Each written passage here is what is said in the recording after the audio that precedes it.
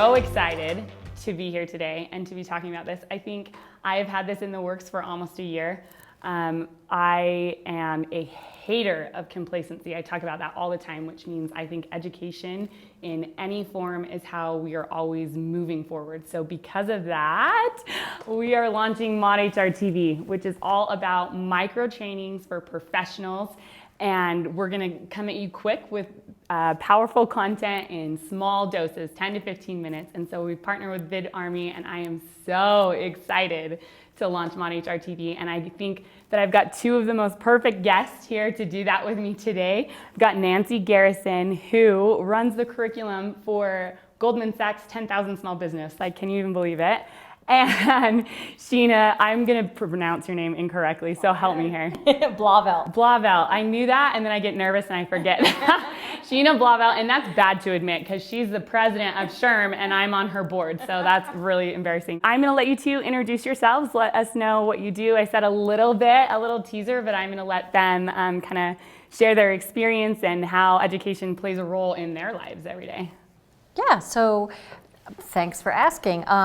As lead faculty for the Goldman Sachs 10,000 Small Business Program, we're all about continuing in the quest for lifelong learning. So our program is designed for the business owner to learn all aspects of their business around growth and around creating value for the business owner, the organization, and the community, frankly. Yeah.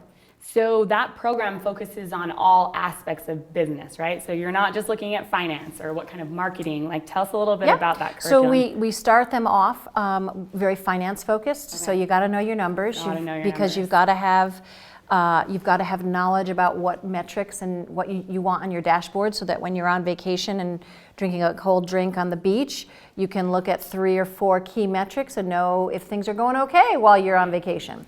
So money and metrics is a key part, 3 weeks worth of our 14-week curriculum.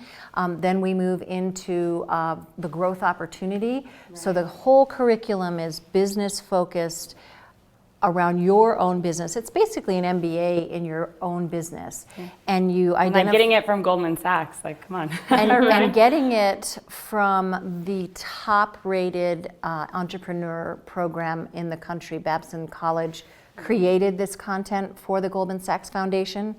By the way, it is completely 100% scholarship. So that is crazy. Incredible. It shocked me when you said that, because you're like, have you heard of this? And I'm like, yeah, but I don't know if I can afford it. It's free, like, get out of here. That's insane. Yeah, so we look at opportunities that could really make a difference on the value. Then we start looking at the people component, how to manage for growth, how to hire for growth. We look at individual leadership styles, your own and your key employees.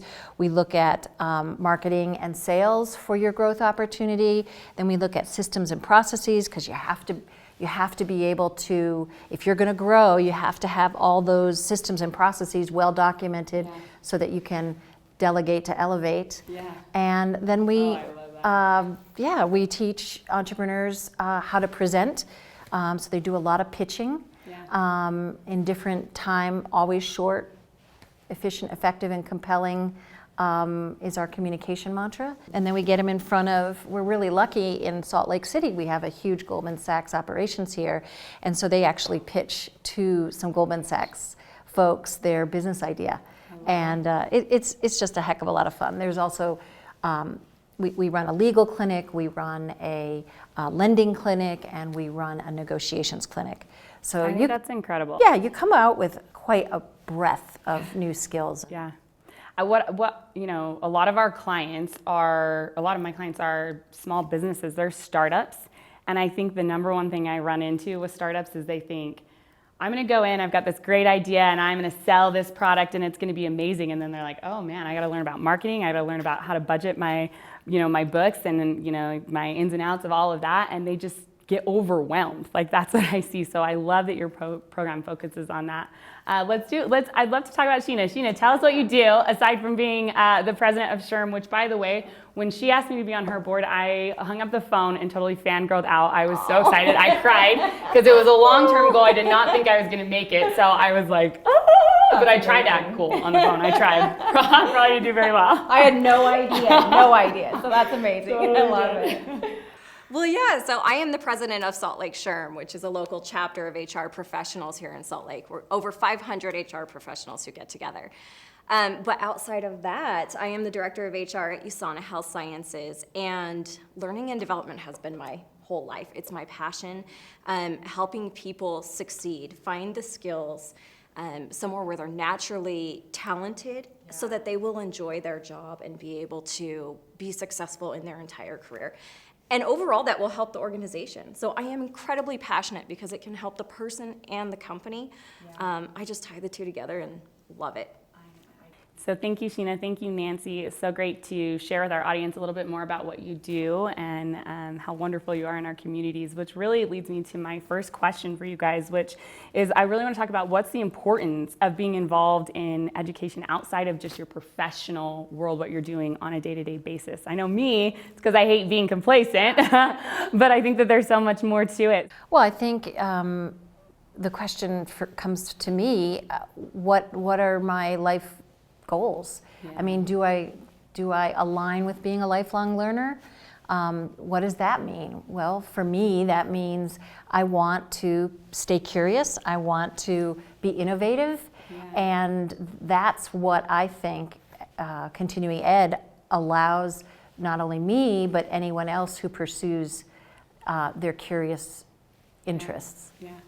One of the things that I think there's a stigma out there about education, right? I don't have my degree. You teach at a prestigious college and you have an amazing degree, and Sheena, I believe you do as well, right? I get stuck in my head sometimes. People ask me, do you have a degree? What's your degree in? And I'm always like, degree of hard knocks? Like, does that count? But I'd love to talk to you. I think so, right? I mean, I had to learn the hard way, but how do you overcome that? And you can be a lifelong learner without having a bachelor's degree, right? And there's other ways to get there. So I'd love to know kind of your perspective on that. Yeah, I don't think necessarily that having a college degree is crazy important. I always look at someone's experience. What have they done? What can they do? What have they done to continue their own growth? Are they attending courses outside of their regular job? Are they reading books? That's a question I like to ask in interviews. What's the last book you read? So I know what they are doing. Are they staying up to date with what's going on in the industry? So in addition to that, I would say certifications. There are certifications in your individual professional area. So whether you're getting an accounting certification, an HR certification, project management, there are certifications out there that don't take as much time, don't take as much of that structured education, but they still help you gain that knowledge and prove yourself as a professional in that industry. So I think there are a lot of ways around, if I don't have a degree, there are a lot of ways to prove yourself. Yeah, I agree with you. And I think it's so interesting coming from you, faculty at Westminster, a renowned university here, to say, there's other ways to go about this. I was super surprised to hear that opinion from you. I definitely think that there are many ways to get to peak performance and to, elevate your business to, fast track growth, and certifications are a great way. Professional organizations often offer, either at conferences or depending on the type of organization, it might be that their only purpose is to provide continuing education. So there's industry associations and professional associations, and then I just went back to my alma mater and got a certificate in diversity, equity, and inclusion. Oh, I love that. Because of 2020 and my commitment to making a difference and integrating it. And so, there's just a lot of ways to skin the cat. And there's no one right way. So I work with a lot of startups. We're all, working full-time, family, kids, everything. One of the number one things that I think people run into is A, how do I find time for this? And B, how do I find the funds? So I'd love to know from you, you work for a university, how do you find extra cash to pay for your degree if you don't have it yet? Well, the first thing you do is look for financial aid, scholarshiping. So different programs are available at different levels of funding. Your employer might also offer some continuing education Budgeting, maybe, maybe not. You know, you have to be resourceful. That's part of being a strategic business owner, is to identify your resources and manage them, you know, the best you can. And on the time thing, I mean, you have to negotiate with your family and say, this isn't a forever. This is going to be intense, and I need your support. And here's what that might look like. Yeah. And so negotiate what your needs are, and that's you know, one way you could look at how to engage with continuing ed. I love to read, and so I have to schedule time in my life to make sure that I have time for that. So like in the mornings, I wake up every morning at 5 o'clock, and from 5 to 5:30, it's like HR books and business books. It's all to like try and get myself in that mindset. And then at nighttime, it's like, okay, I got to turn my phone off or I'll be up all night. Like, I'm a kid. I got to take the screen time away. Like, no more, Sydney. And so that's where I get to read, like, I don't know, I read Harry Potter a few months ago, like something just to get you out of there. But it's like scheduling that time for the things that are important, right? Great self-care. Yeah. Nancy, you hit on something that Sheena, I want to talk to you about, being in HR, of course, which is employee benefits and giving back on education. So I know people are getting super creative on this, whether they're paying back loans. Like, what are you doing at USANA, and what have you seen, you know, companies do around education, continued education?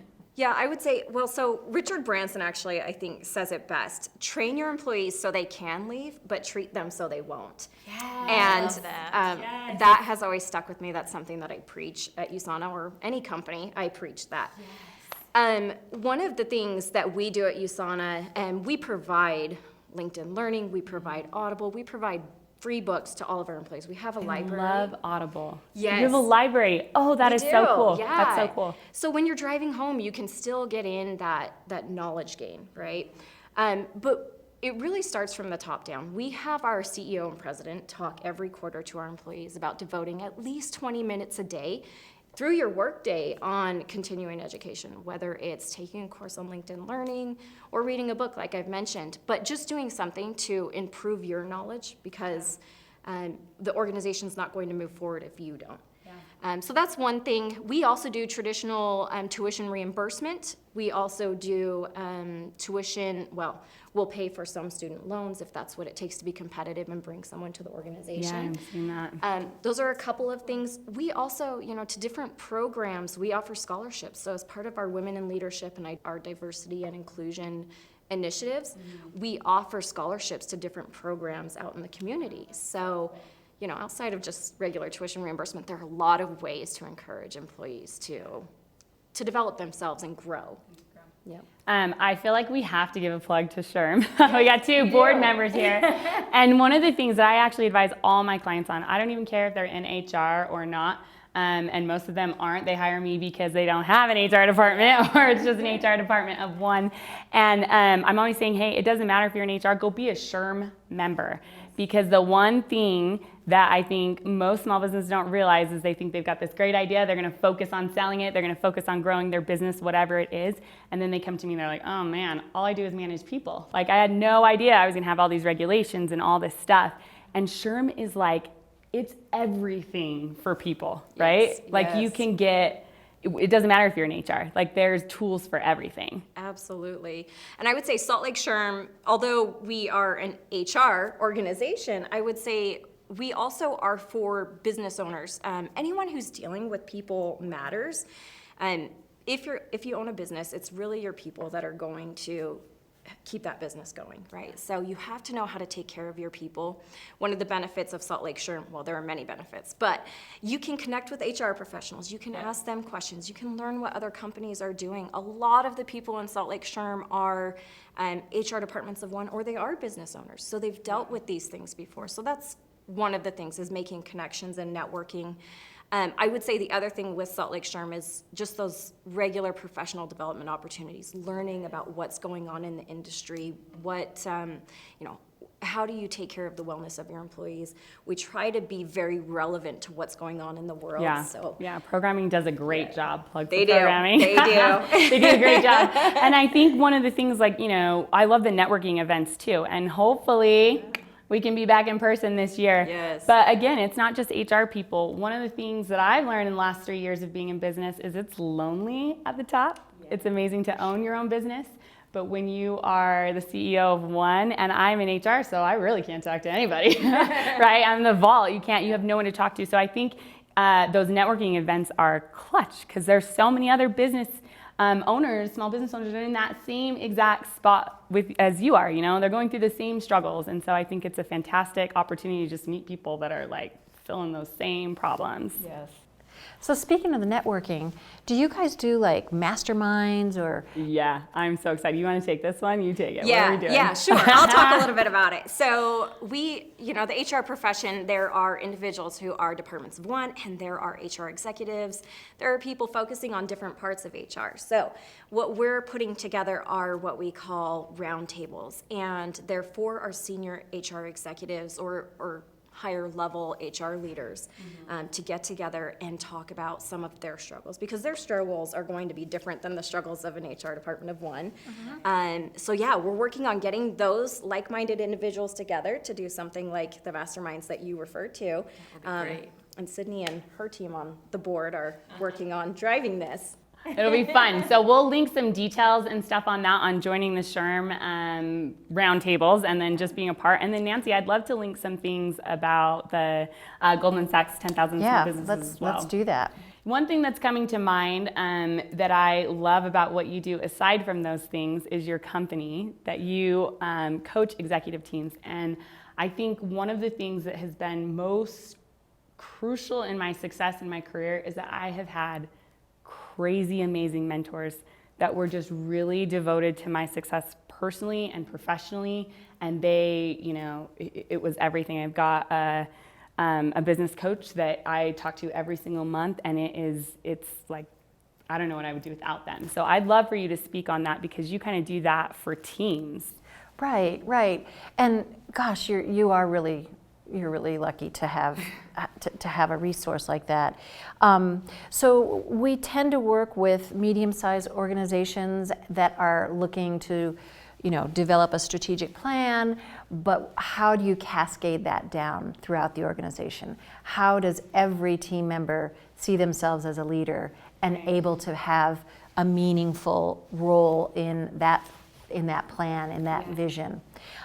So we use a variety of tools. We use EOS, which is the Entrepreneur Operating System. We use the Lencioni model of 5 dysfunctions of team. I often use Brene Brown's work in. I love Brene Brown. Yep. So we pick and choose from a variety, whatever is most appropriate for the team that we're talking about. Yeah.